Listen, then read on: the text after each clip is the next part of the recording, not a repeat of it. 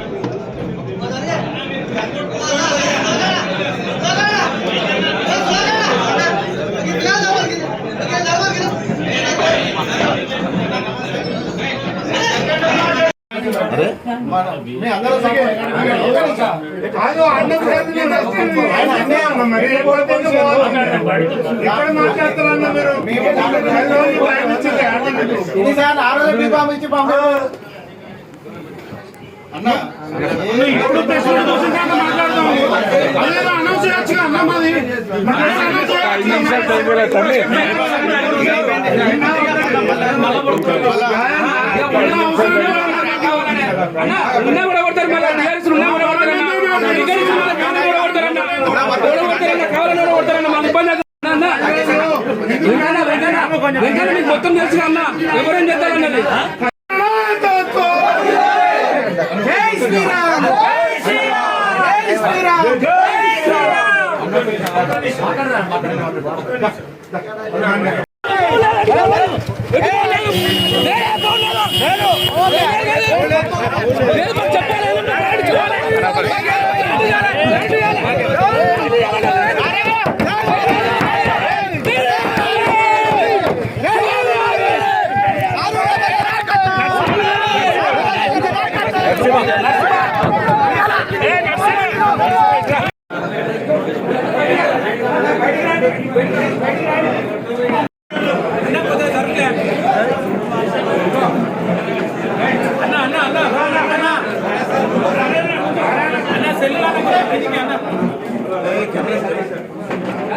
Hello brother hello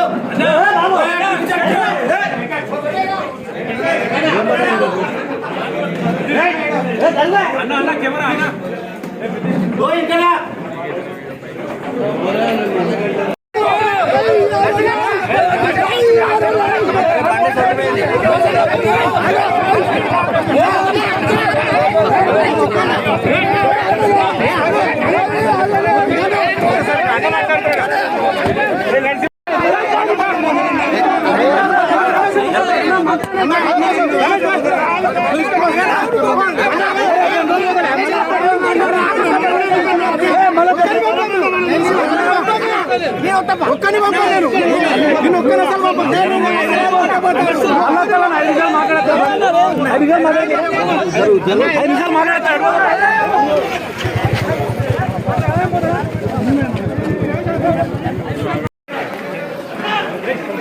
అన్న ఇక్కడ మాట్లాడాలి ఇక్కడ మాట్లాడాలి అక్కడే మాట్లాడాలి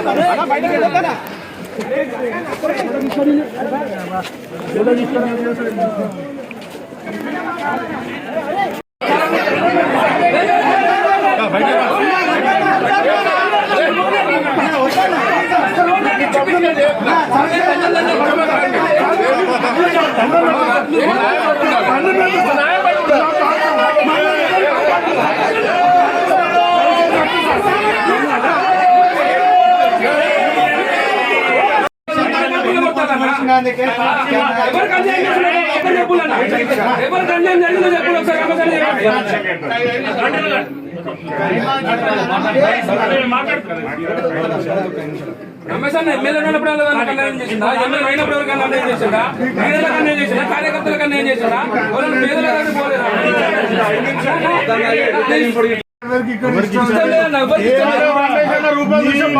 మీకు జరిగిన నష్టానికి మీ అందరూ బాధపడి ఏడుతాను.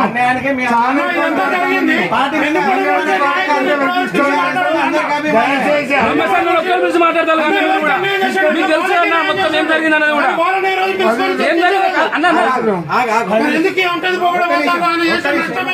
అని చెప్పేసి ఒక్కరు కూడా అడగలేదు. ఇప్పుడు అయిపోయింది. పరువు తీసే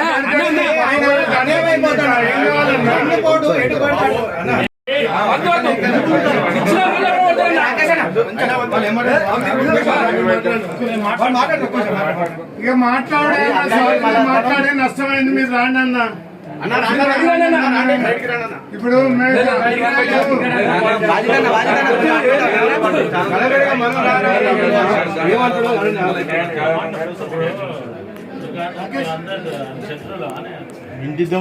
అరే శత్రువులు మీరు కాదే, శత్రువులు వేరే కాడు ఉన్నారు. శత్రువులు మీరు కాదన్నా, ఉండే కాడు ఉన్నారు శత్రువులు. అరే ఒక్కొక్కరి బట్టలు కూడా పట్టుకున్నాం.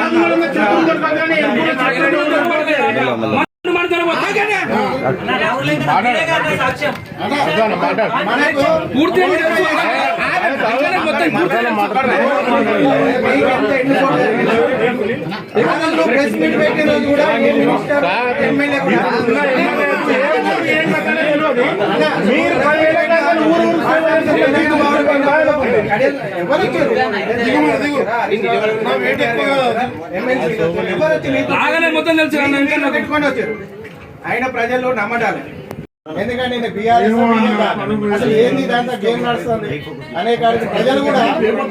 ఎందుకంటే ప్రెస్ మీట్ పెట్టి భారతీయ జనతా పార్టీలో నేను జాయిన్ కాబోతున్నాను, 10 సంవత్సరాలు పనిచేసిన పార్టీకి రాజీనామా చేసి రిసిగ్నేషన్ లెటర్ పక్కకు పెట్టుకొని ఇలా ప్రెస్ మీట్ పెడుతుంటే మీరు చూసిండ్రు దౌర్జన్యం చేసి సిగ్గు లేకుండా కిడ్నాపర్లలాగా రౌడీల్లాగా గూండాల్లాగా భారతీయ జనతా పార్టీలో జాయిన్ అవుతున్నా అంటే ఇలా టీఆర్ఎస్ పార్టీ నాయకులు బీఆర్ఎస్ పార్టీ నాయకులు వాళ్ళు ఎన్ని బలవంతాలు చేసినా ఎన్ని చీప్ ట్రిక్స్ చేసినా ఆ పార్టీలో ఎవ్వరు ఉండడానికి సిద్ధంగా లేదు. అది ఎందుకంటే వేల కోట్ల రూపాయలు స్కాములు చేసి ఏ విధంగా పార్టీ ఉన్నదో అందరికీ తెలిసిన విషయం. ఇవాళ ఆరూరు రమేష్ గారు ఇష్టపూర్తిగా మేమందరం కలిసి, ఎందుకంటే ప్రెస్ మీట్ అయిపోయిన తర్వాత మేమందరం కలిసి వెళ్ళి కిషన్ రెడ్డి గారి సమక్షంలో జాయిన్ కావడానికి సిద్ధమైతే నేను ప్రెస్ మీట్ అయిపోయింది కదా కలిసి వెళ్దామని వచ్చిన తప్పితే ఈ విధంగా గొడవ జరుగుతుందని నాకు తెలియదు. ఇక్కడికి వచ్చే వరకు ఏ విధంగా వాళ్ళకు దౌర్జన్యంగా ఎత్తుకెళ్తున్నారో మీరు కూడా చూసిండు కదా. మీరు ఆయన ఇష్టంగా పోయిందా దౌర్జన్యంగా తీసుకెళ్ళినా మీరు కూడా చూసిండు కదా. కాబట్టి దాని విషయంలో తదుపరి ఆలోచన ఏ విధంగా ఉంటుంది. వాళ్ళ కార్యకర్తలు వాళ్ళ బాబు కూడా ఇప్పుడే మాట్లాడిన విషయాలు ఖచ్చితంగా మేము కేసు పెడతాం. మా నాన్నని కిడ్నాప్ చేసిన విషయం వచ్చింది, తప్పకుండా కేసు పెడతాం.